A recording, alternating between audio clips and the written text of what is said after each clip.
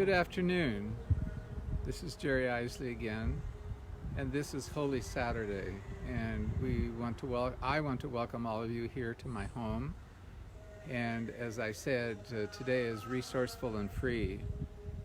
Today I want to share with you an Easter tradition that started at our home when our girls were small.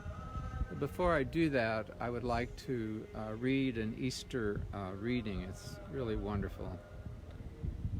It's from a wonderful website called PAYG, Pray As You Go, and every day they have spiritual direction, questions, and a scripture and readings, and they're really wonderful. I encourage you all to do so.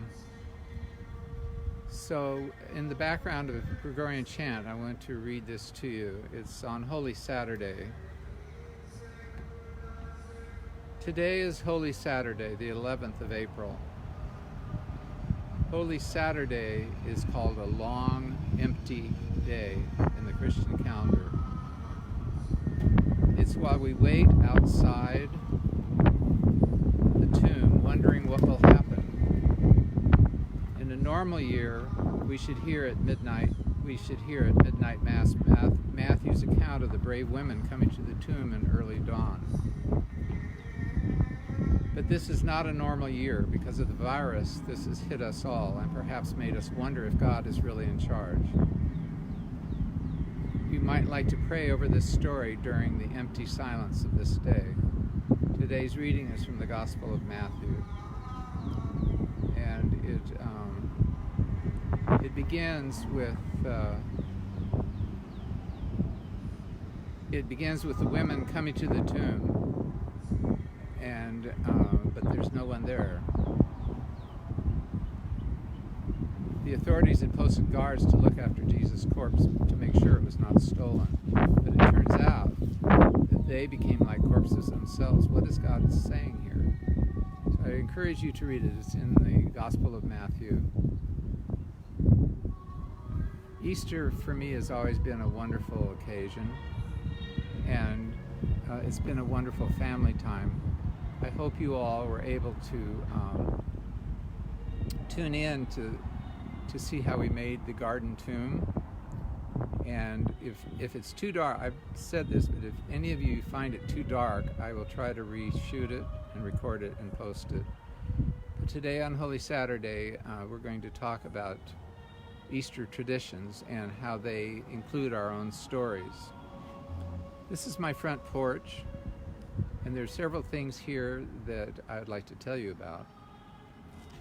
The torchieres are from the 20s, from a wonderful old Art Deco house in Washington, D.C. The porch is large. I can't show it to you all. I might try at the end to do so, but I want to talk to you about the flowers and the vine around the door. When my girls were small, the first year in 1989, we moved to Arlington, and we moved my mother here. She was very sick. We didn't think she lived. We found out she was extremely ill, and if she lived through the weekend, once we got her back here, we didn't know if she would survive. That was in June. She did, and lived with us for 2 years, and died at 91. And those years were so blessed for our girls and for my family and Twyla and I. So I just wanted to share that with you. The first, thank you all for looking in. The first thing I'd like to tell is about the vine. It has a wonderful story. The vine around the door happened the first Christmas we were in our new home, and we had an arched door that this vine fit around. It was a little bit narrower on that door. And I had looked and looked to try to find something. This is all about resourceful and free things. So I was looking everywhere for a vine that I could put around. I even went to a florist supply. I couldn't find anything. Hi, Rachel. And I finally, I was really frustrated. It was a really cold early December. It was before St. Nicholas Day, and I used to always do something special for St. Nicholas Day, which is December 7th, which was also the date I was baptized in 1976. So I was driving. I don't know why I was driving on this one road I go on to quite a bit. I think I had to go to my gallery at night, and it was late. I'd forgotten something I had to deliver. And I went around the corner, and I hadn't found anything. I'd been completely frustrated. We had an old station wagon, and all of a sudden I saw this vine, the one you're looking at around the door, that was torn off of power lines. The power company had come through and taken it off and removed it, and it was laying on the ground. I couldn't believe it. So only a third of it stuck, only a third of it could fit in the back of my station wagon. The rest of it was dragging on the ground, and I brought it home. And it stayed there and then moved here 4 years later. And I had it on the side door here, and I decided for this year, as a special thing, I wanted to have it on the front door. Hey, Paul, good to have you with us. I don't know what the vine is, probably a wild grapevine. And this vine has commemorated just about every holiday and birthday and whatever in our family since that time. On my mother's 91st birthday, the vine was around the door, and I filled it with fresh lilies from California and other fresh flowers all the way around, and we had a party for her 91st birthday. We had a party for Abigail, and we decorated it, and I don't remember which one it was, but we had won a theme party from the youth director at our church, Rural Church, and she did the yellow brick road, and she put, from the porch where this vine was, she put a whole roll of gold wrapping foil paper and dressed up like the movie, and had a theme party for Abigail. For our anniversaries, I put flowers around it, sometimes fresh. These are silk, and I'm encouraging you to think outside the box. Maybe you have some silk flowers that are a little bit over the hill and are stuck in your attic. I just found these things, excuse me, in the attic. Some of these were used for an Easter vigil that I did many years ago, and I always love to put the lilies around the door. Fresh flowers don't last very long, and if it's for a party, I can do fresh flowers, but I would like to keep this up now for the Easter season after Sunday. The palms were palms that were already ordered for the church, and were offered to us, whoever would like them.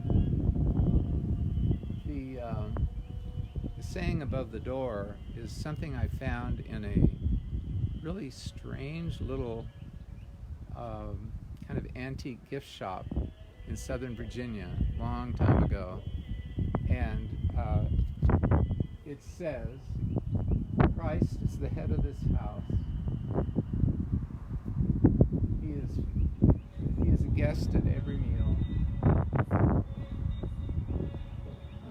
I need to read it. I'm sorry, my eyesight's bad.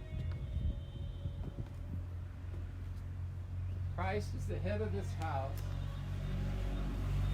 the unseen guest at every meal, the unseen host at every meal.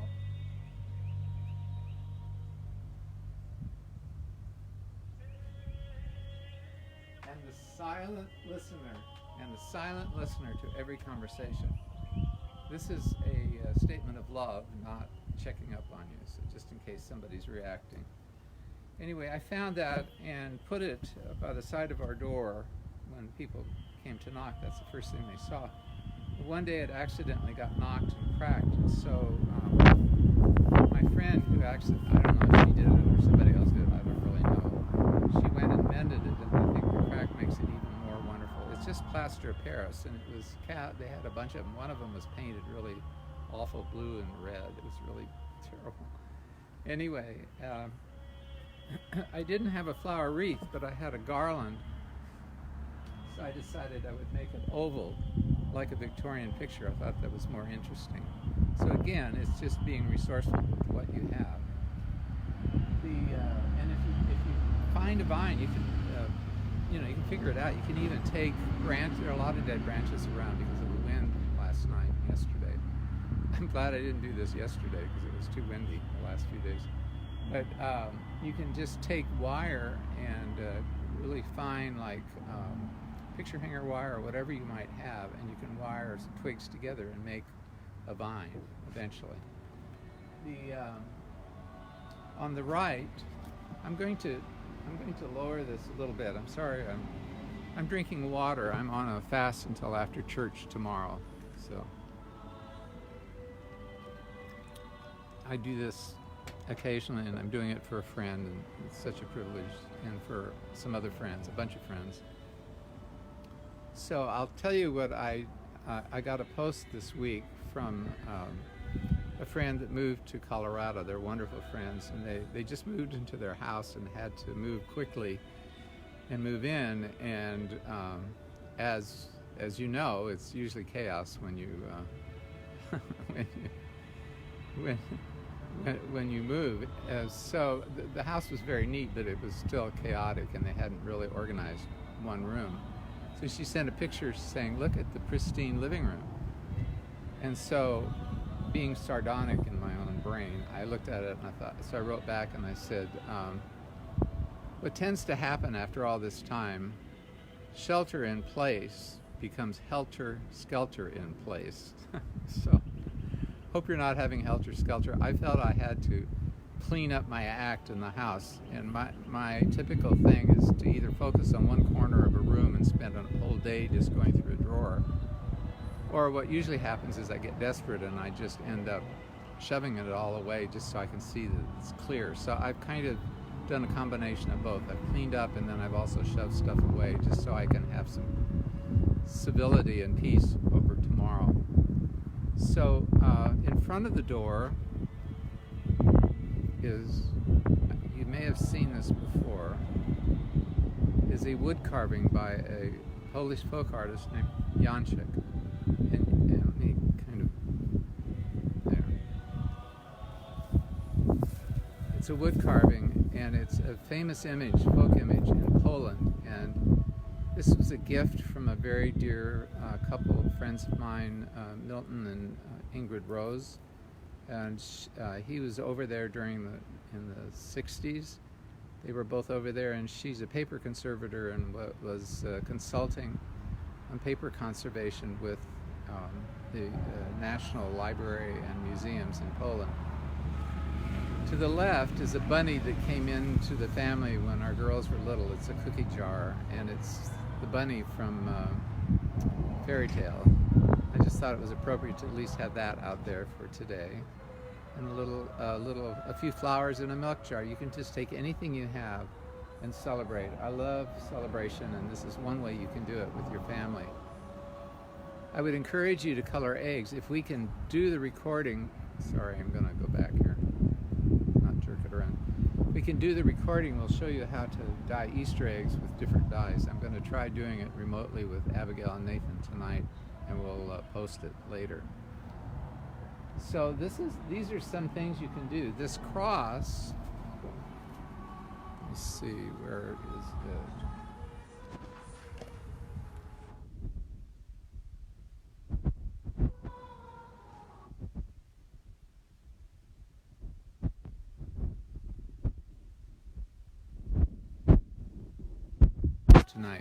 Tonight, instead of storytelling, we're going to, I'm going to, in honor of Easter Saturday, Holy Saturday, I will be curating and describing lots of Eastern Orthodox traditions, including the legend of eggs and how they came into the West and be celebrated in Russia, and some other artifacts, old artifacts, icons.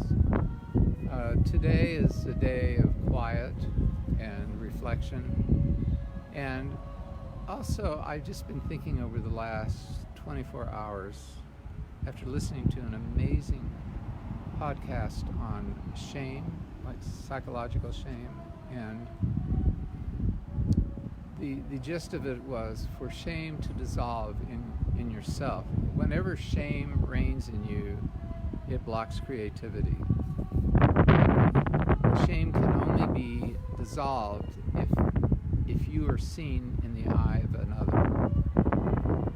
And the psychiatrist went on to talk about how shame actually becomes physiological and neurological thing really early at birth if there's rejection or abandonment, which I've experienced both. But the point is that the way we see ourselves is as we see ourselves in the eye of another. And so think of the saying over the door and of God today having his loving gaze upon you, your family and friends, and for those you know who have lost a loved one, pray for them and reach out and help anyone that you can. People are really hurting. So glad to have you with us. Tonight at 7, I will be talking about Eastern Orthodoxy and some icons and Russian artifacts. Icons actually are an embodiment of what I was just saying. An icon is something that I'll show you how to use one, and it's to allow God or the saint to look at you rather than you just looking at them. It's the opposite of Western perspective. So we'll be talking about that tonight. Good to have you all here. We will not be recording on Easter Sunday, and then I would encourage you, if we can do the tutorial on the naturally dyed Easter eggs, I'll post it. And I would encourage you all to have your own Easter Monday egg roll, just even with your family. Just do it in your yard.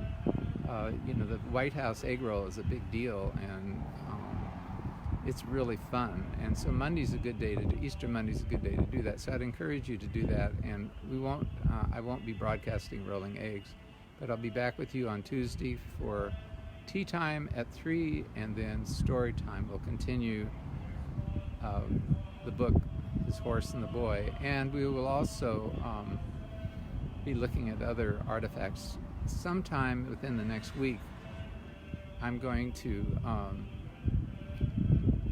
go to this wonderful business here in town and talk about a powerfully symbolic rug, and maybe talk about rugs from time to time as well as art and artifacts.